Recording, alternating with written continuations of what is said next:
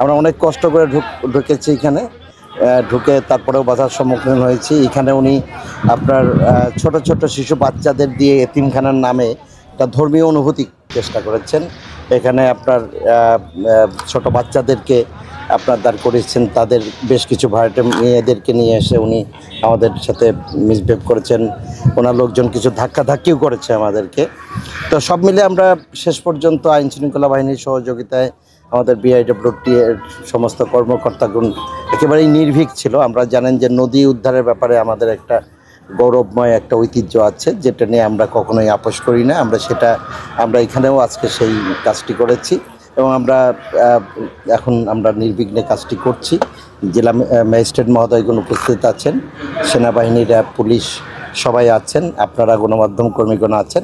ইনশাল্লাহ আমরা এইটি যদি নির্বিঘ্নভাবে উদ্ধার অভিযান আজকে শেষ করতে পারি, তাহলে ওনাদের ভাষ্যমতেই 50 থেকে 60 একর জমি আমরা আজকে মুক্ত করতে পারবো।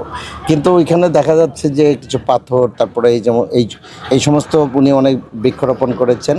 বাট এইখানে অ্যাকচুয়ালি আমরা এই বৃক্ষ দিয়ে একটা ঢাল তৈরি করার চেষ্টা করছেন, যে নদীর মধ্যে ভরাট করে বৃক্ষ লাগায় যদি একটা ঢাল তৈরি করা, সেটা আমরা পরিবেশ উপদেষ্টা মহোদয়ের সাথে কথা বলবো এটা কিভাবে কি করা যায়, এবং এটা আমরা এক্সকাভেশন করে নদীর জায়গায় আমরা নদীকে ফিরিয়ে দেওয়ার চেষ্টা করবো ইনশাআল্লাহ। আমাদের এখানের যে উচ্ছেদ অভিযানটা, সেটা মূলত হচ্ছে কি আমাদের বাংলাদেশ অভ্যন্তরীণ নৌ পরিবহন কর্তৃপক্ষ তাদের অধিযাচনে আমরা যারা ম্যাজিস্ট্রেট হিসেবে নিয়োগপ্রাপ্ত আছি, আইন শৃঙ্খলা দায়িত্বে নিয়োজিত, তারা সহই উচ্ছেদটা অভিযান পরিচালনা করা হচ্ছে। যে প্রথমে আসার পরে মানুষ অনেকেই হচ্ছে গিয়ে না বুঝতে পেরে একটা বাধা দেওয়ার চেষ্টা করেছিল, কিন্তু আল্লাহর রহমতে আমরা হচ্ছে কি এটা নিয়ে কথাবার্তা বলার পরে, বুঝিয়ে বলার পরে তারা বুঝতে পারছেন এবং ওখান থেকে সরে গেছেন।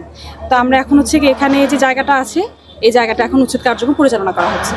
এখন পরিস্থিতি খুবই স্বাভাবিক আছে, আপনারা আশেপাশে দেখতে পাচ্ছেন। আমরা এটা নিয়ে কোনো চিন্তার মধ্যে নাই, কারণ যেই কারণটা নিয়ে আসছে আমরা উচ্ছেদ করার জন্য, এটা আশা করি মানুষের মধ্যে বোঝানো গেছে। এর জন্য তারা এখন আমাদের সাথে কোনো রকম বরং সহযোগিতাই করতেছে।